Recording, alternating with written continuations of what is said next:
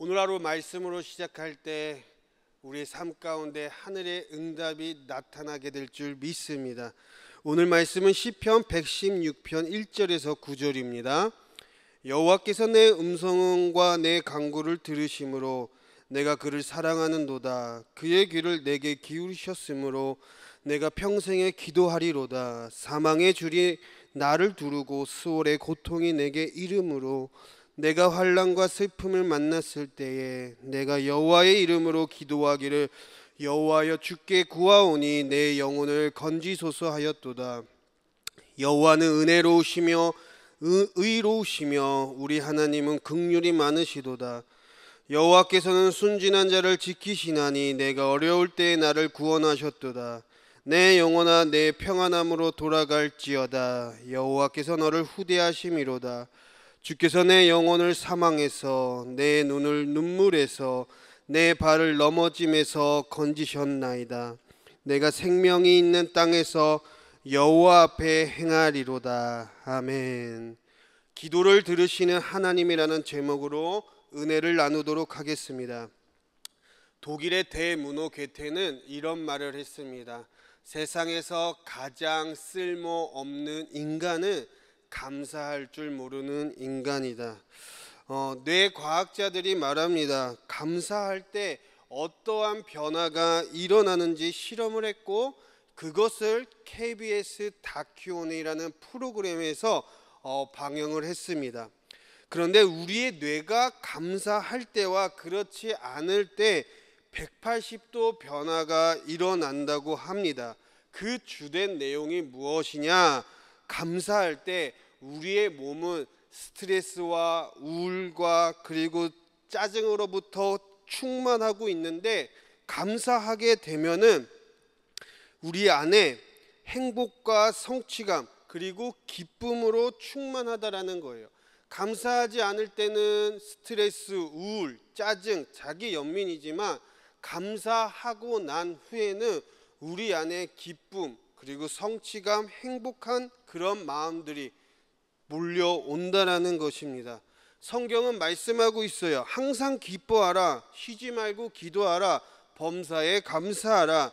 이는 그리스도 안에서 너희를 향한 하나님의 뜻이니라. 하나님의 뜻이 무엇입니까? 하나님의 뜻, 이것을 더 면밀하게 살펴보면 하나님이 원하시는 것입니다. 우리를 향한 하나님이 원하시는 것, 그것이 무엇입니까?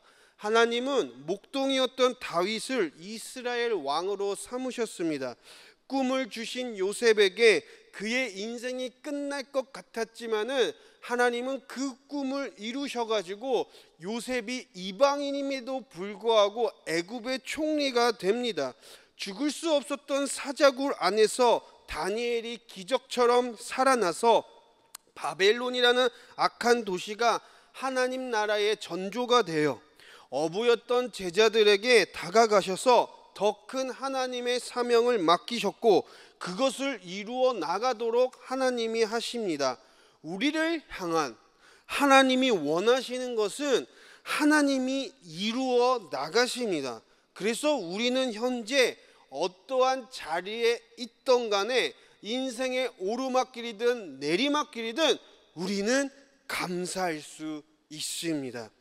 오늘 본문 말씀은 생명의 위기를 느낄 정도로 극심한 위기에 처했던 그 시인이 거기에서 벗어난 후에 지은 감사 찬양 시입니다.